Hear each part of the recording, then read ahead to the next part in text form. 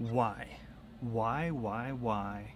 is it impossible to find a Razer Blade Advanced Model 15-inch 2018 comparison, a head-to-head benchmark, a head-to-head frame per second matchup with Razer Blade 15 Advanced Model of 2019?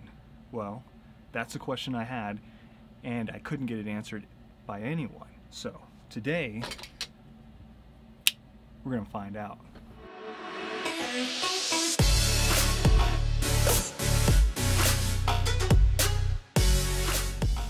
Hopefully, look, never cut toward yourself, ladies and gentlemen. This is a terrible idea, but I'm willing to do it for the vlog. Look at that, man. That's a nice mouse.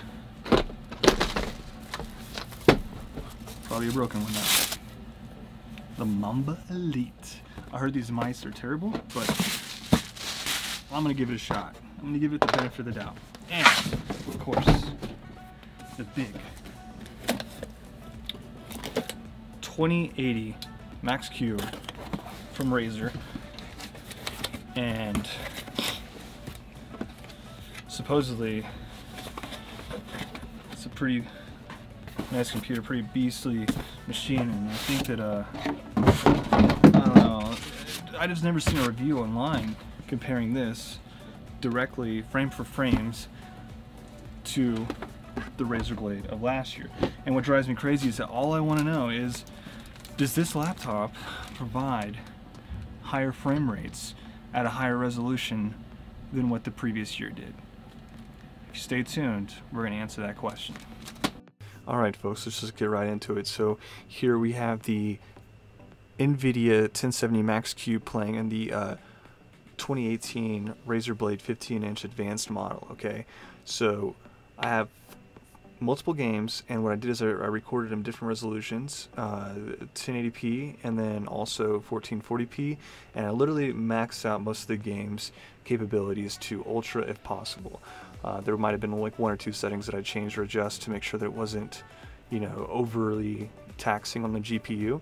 But you know, again, I'm also recording, so it's going to drop the frames as well, just because of that. But so here's what we're going to do. We're going to do the 1070 Max Q, and then we'll do 4 games and 2 different resolutions, 1080 and 1440, and then we'll do the RTX 2080 at 1080p and 1440 with most of these games maxed out with their video quality settings. So let's do it. So the games that I chose are some of the more popular games. I didn't choose Fortnite just because it is kind of like already pretty optimized. I mean, it doesn't require, it's not so GPU demanding as some of these other games due to whatever their effect is. So the 4 games are Battlefield 5, Anthem, Apex Legends, and PUBG. Alright, so let's go ahead and kick off PUBG. Basically, we're running this thing at 1080p and mostly all ultra settings. I believe the graphics settings should be shown in a minute, but essentially what I did is I tried to play a minimum of 2 minutes for each game. I actually enjoy playing PUBG, so I did play for quite a bit longer, but the idea was to get at least a 2-minute gameplay scenario so that you would have some kind of baseline to get these average FPS. All in all, what I ended up recording or getting out of PUBG with most of all the settings maxed out and the game playing at 1080p was about 76 frames per second. Next up we have Anthem, which is an awesome game. It's got a lot of detail. It has a little bit more dynamic lighting, and I think that uses a little bit more features from the RTX graphics card, but it's a really fast-paced, enjoyable game. But the problem is that it's pretty graphic intensive. What I received from my test using MSI Afterburner was around 51 frames per second using the 1070 on the 15-inch Razer Advanced model. Alright, and last up, what we have is Battlefield 5. Battlefield 5 is a really fun game. One of EA Games' latest titles. It was also the most demanding game. I noticed that after running the game at 1080p, 144 Hz during some battles, my FPS dropped down to about 46 frames per second on average, but it did play the game. It was 100% playable, and I think that at high resolutions it did struggle a little bit, but at this resolution, it was absolutely fine. Alright, and next up we have Apex Legends, another really fun game, a newer title as well. I wanted to show you the frame rates in the upper left hand corner, do a little drop in, and just let you see that the frame rates were around, I think, 88 frames per second at the end of the game. So I'm not making these numbers up. I just want to make sure that you know that I'm not trying to skew this towards anywhere. I'm not sponsored by anybody. This is a completely free video. I'm just doing it just for the knowledge and sharing that information for you guys. Alright, now we'll go ahead and just hop into the 1440p version with the Razer Blade 15-inch advanced model of 2018, and then right after that we'll jump into the brand new 2019 2080 Max Q, the RTX card version. And again, I'll go ahead and do the 1440p after the 1080p version at 144 Hz with the RTX 2080 Max Q card.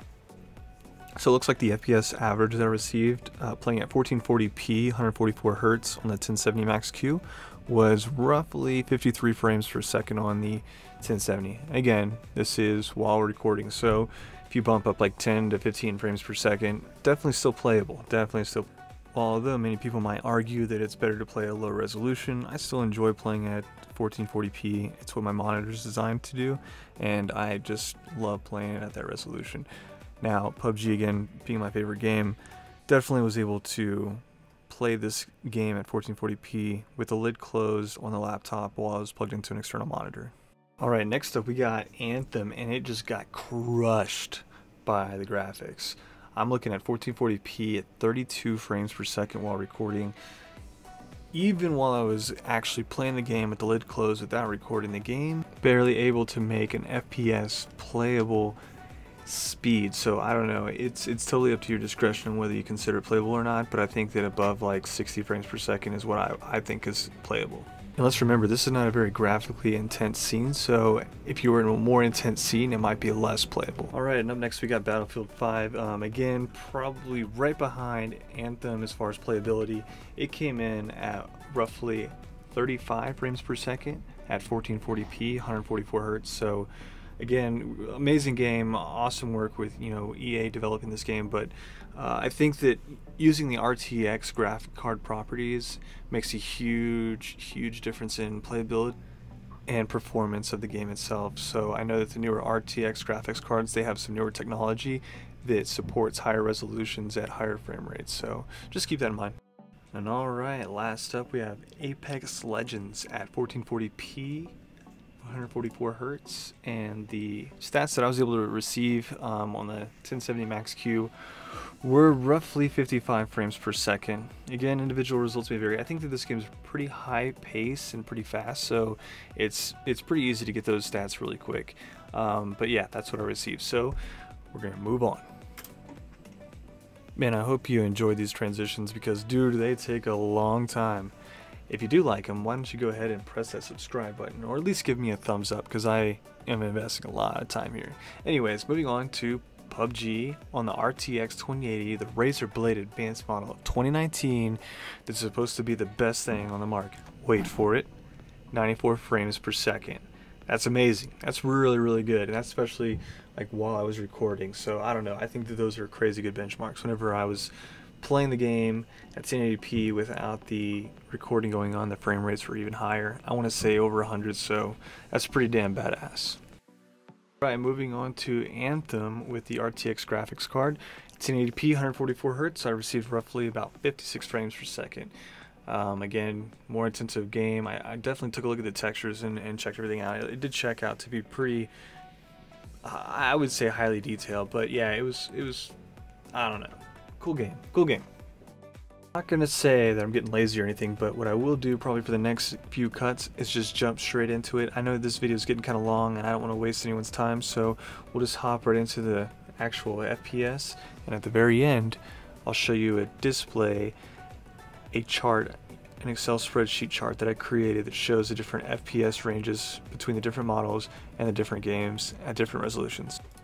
Alright, next up we got Battlefield 5, 1080p, 144 Hz, and on the RTX 2080 with the newer model Razer Blade graphics card, it was 55 frames per second. So not so bad, not so bad.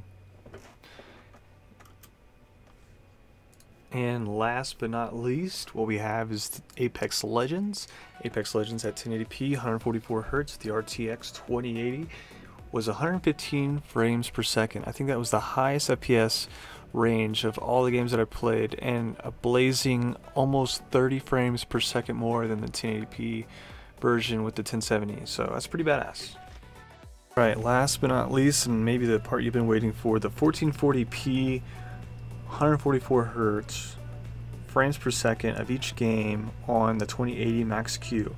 We'll go ahead and kick it off with Apex Legends, and I'm just going to do these really quick because again, like, the video's getting pretty long, so let's just go ahead and wrap this up. For PUBG, or PlayerUnknown's Battlegrounds, what I received 1440p 144 hertz was 67 frames per second. On Apex Legends, I got 67 frames per second as well. I just want to go ahead and get that out of the way because they were the same FPS, coincidentally. Anthem, 46 frames per second. Again, I think that's what 14 frames per second more than the 1070 Max Q on the previous year's model, so pretty good. Battlefield 5, 1440p 144 hertz was 54 frames per second.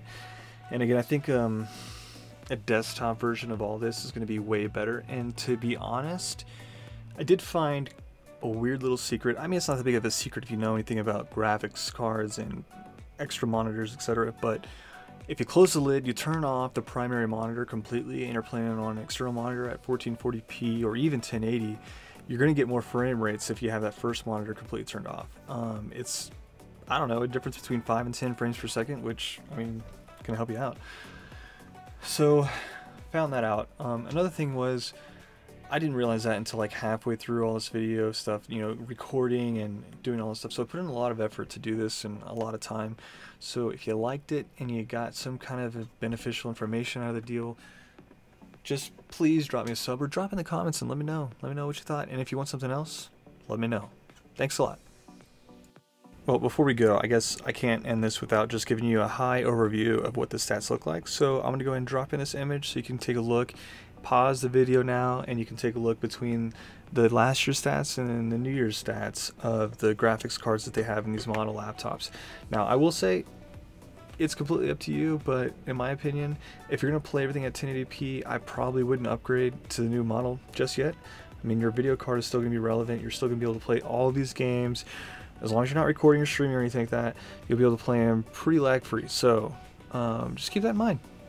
So again, just to make it clear, all these videos, they're recorded in 1440p downscaled to 1080p, so just because you don't see the quality doesn't mean it wasn't actually recorded in that resolution.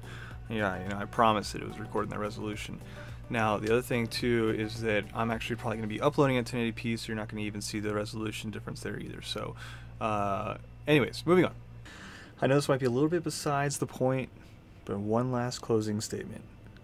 If you are interested in streaming with either one of these laptops for any reason whatsoever, and you have an external camera hooked up to this thing, it's going to bog it down and make it almost unplayable. You might get away with streaming if you have a fast enough internet connection and you're just streaming the game, but if you're going to hook it up to another monitor, or if you're going to be using an external camera or even a Logitech, you know, webcam, it's going to be super laggy and almost unbearable. So I wouldn't waste my time. I wouldn't even try. I would just buy a desktop for that. I've gone through all the capture cards and spent a lot of money trying to figure that out. So my loss is your gain, and that is the time.